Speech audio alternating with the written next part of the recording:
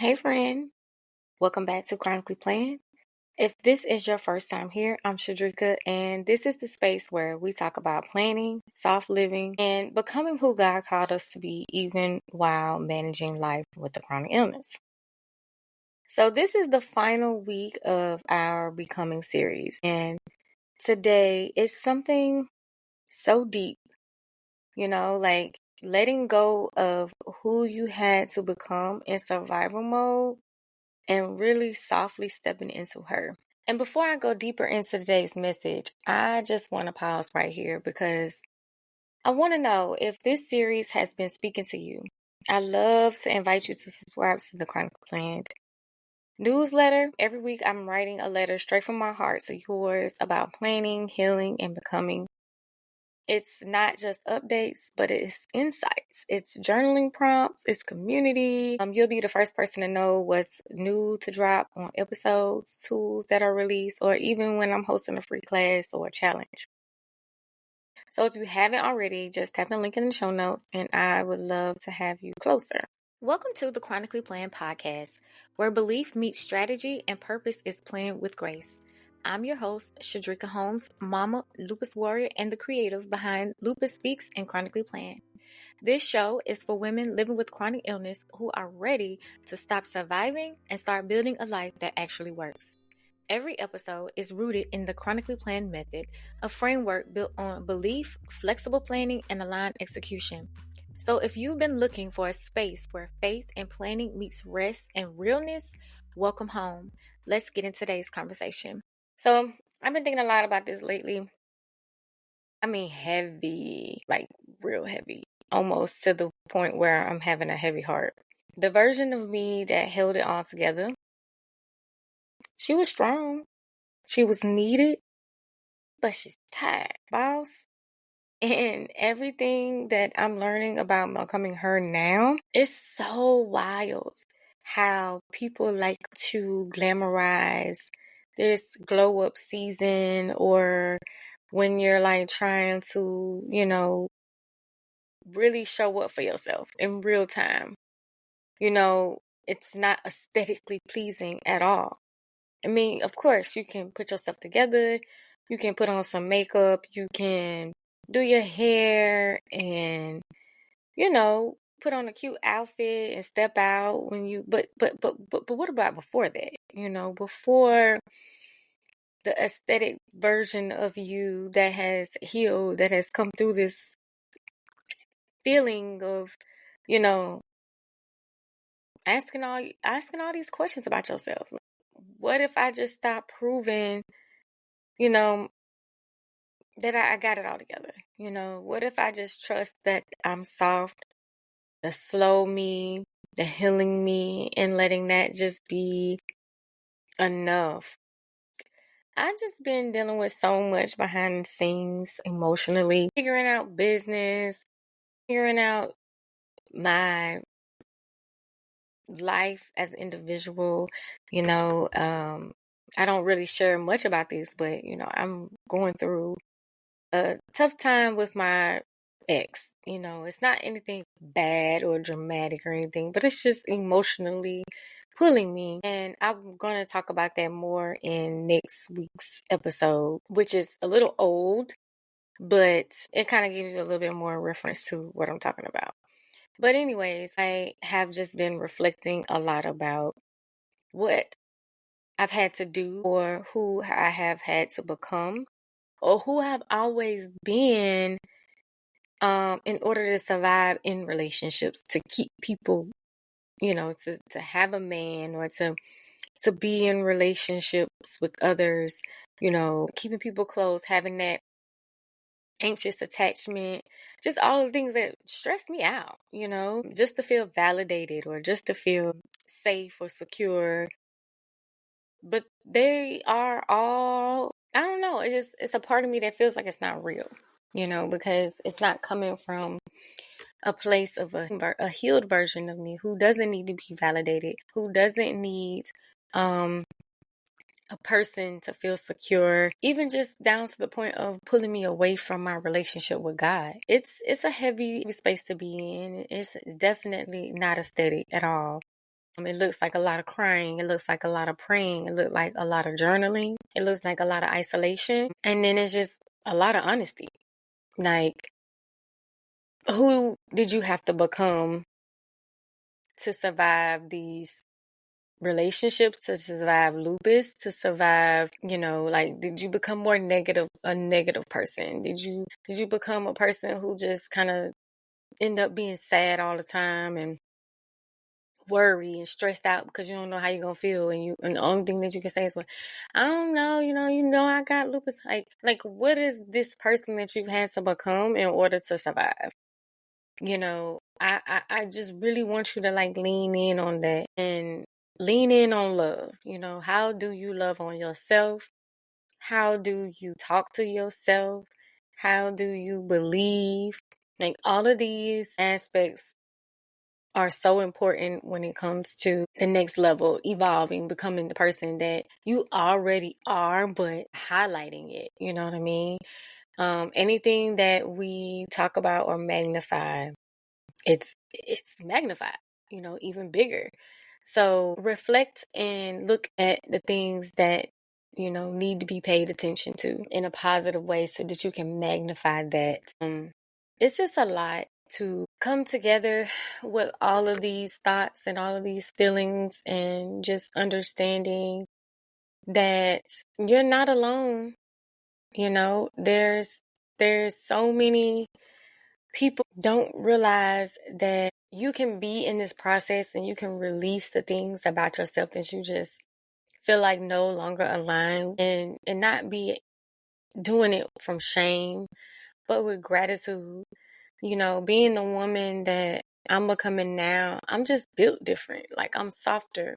I pray more. I'm not hustling for worth. I'm not doing my podcast for claps. I'm not growing my social media following just for followers. Like, my whole thing is, do you see God in me? How am I leading the people that are quote unquote following me to do better, to be better? How do I bring them closer to God? The people that I want to follow me.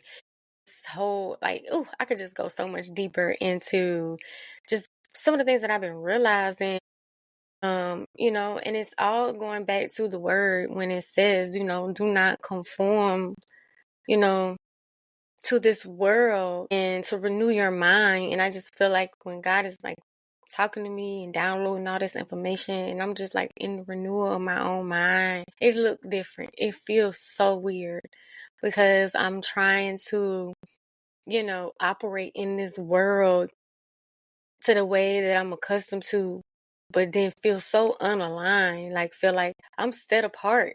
I'm not supposed to do what everybody's doing. I'm not supposed to say what everybody's saying. I'm not supposed to listen to what everybody else is listening to. I'm not supposed to follow or create or do what everyone else is doing. And it's just uncomfortable because, you got to look at it with a new set of eyes and figure out which way to go.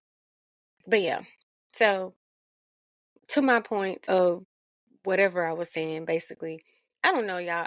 I'm going to apologize, even though I don't owe an apology, but I have just been dumping my emotions out for the last 4 weeks, and I don't know. I don't know if it is beneficial, if it's helpful, but I'm not doing it for that reason. I'm just doing it because it's on my heart. I feel like I'm supposed to say it, and it's something in somewhere what I say might click for another woman who feels like she is ready to surrender, ready to let go, ready to stop trying to hold on to all the things that, she was taught to be or become because she was in survival mode. And she's just ready to like peel those layers off of herself so that she can just breathe deeply and reflect and honor God and be in this space of being her, like knowing who she is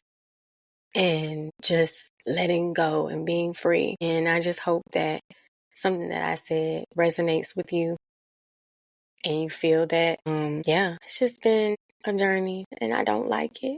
I don't like it at all. It makes me very uncomfortable because it makes me feel like even though I know I'm not alone. And this is just a raw, unedited version of this episode because I don't even think I'm going to edit it. I think I'm just going to post it because I'm already behind anyway. And this is probably the most vulnerable or raw you're going to get. And it's just what it is.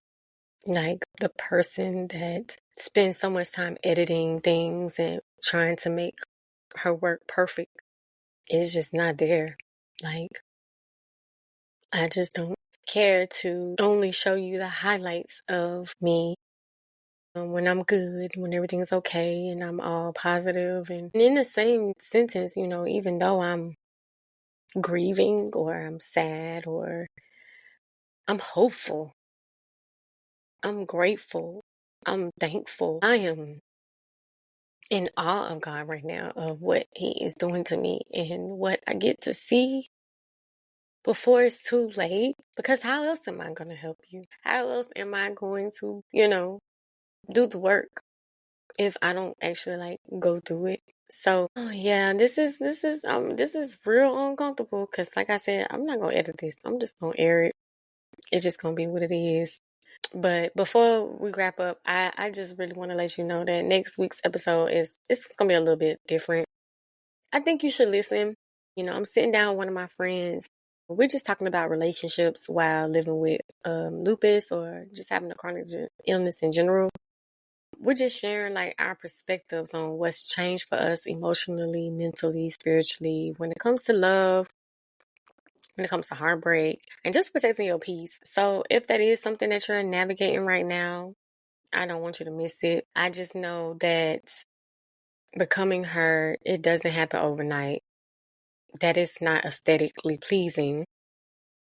Actually, it's not pleasing at all. But it happens, and every time you choose to stop performing and you really decide that you want to heal, and I'm talking about the way that people highlight what healing looks like, I guess maybe in my feed or what I've been seeing, it's like going on walks and going to the gym and eating better food.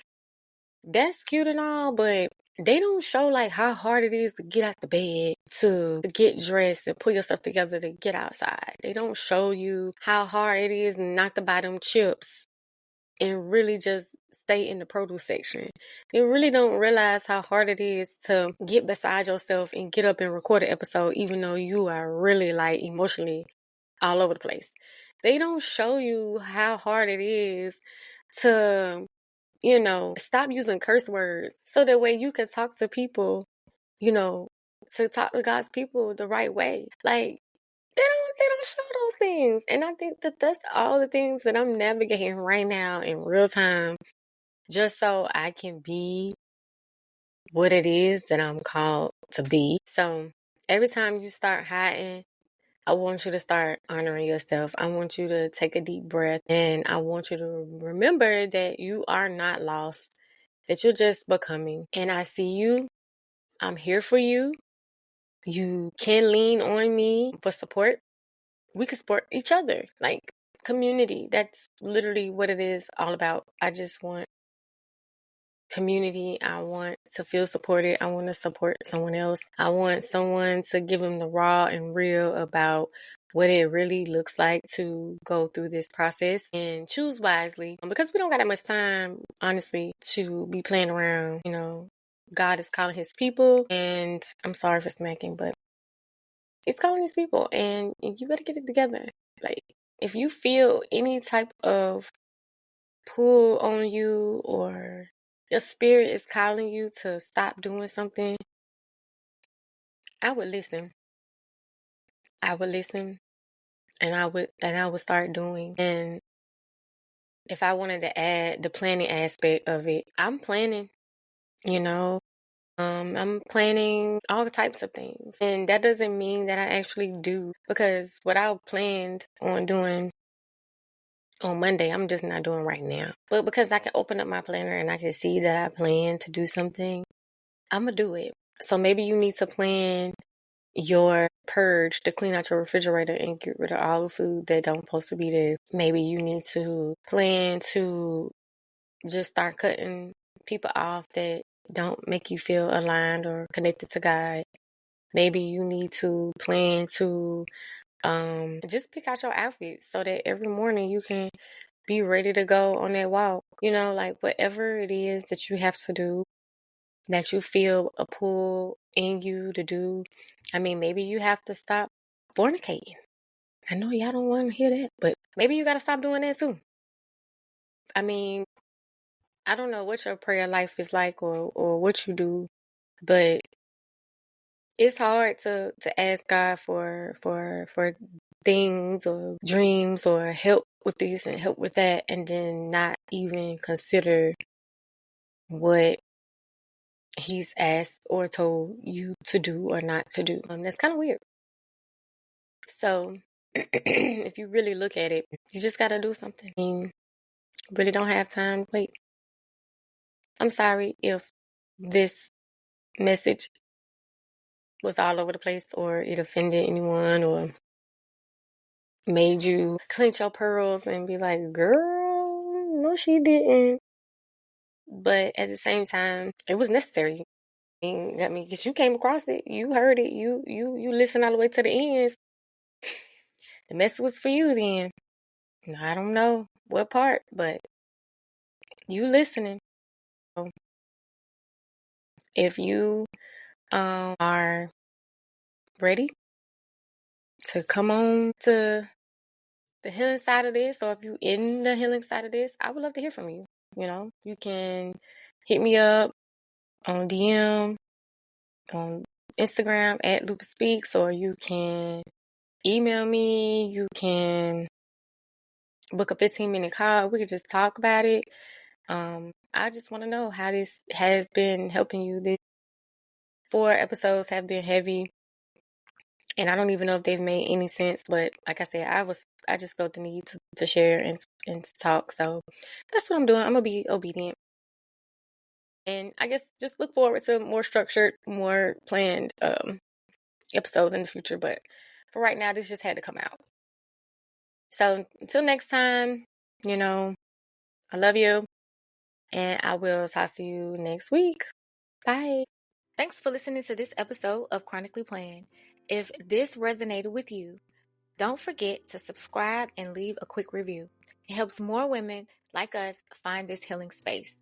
If you want to go deeper, book a one-on-one power hour, grab your faith-based journal, or check out my digital studio where I help women bring their visions to life. You can find all the links at chronicallyplanned.com or connect with me on Instagram at Lupus Speaks. And remember, your belief is your foundation, your plan is your anchor, and your next step is where the magic begins. And until next time, peace and be intentional.